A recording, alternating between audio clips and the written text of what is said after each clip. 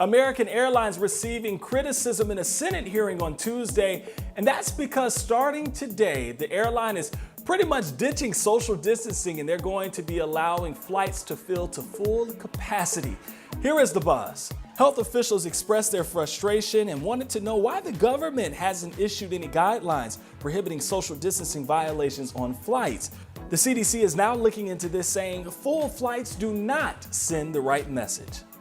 Also trending, health officials continue to stress the importance of wearing a face mask. Matter of fact, here in Duval County, it is now mandatory. But which masks are most effective? Researchers discovered that loosely folded face masks and bandana-style coverings had little to no effect on stopping the droplets, but well-fitted homemade masks with multiple layers of quilting fabrics and off-the-shelf cone-style masks were the most effective. And now scientists are saying droplets can go farther than 6 feet, so it is important to wear a mask. And quarantine may have cleared your schedule, but several months in, people are saying they're more exhausted now than they were at the start of all of this.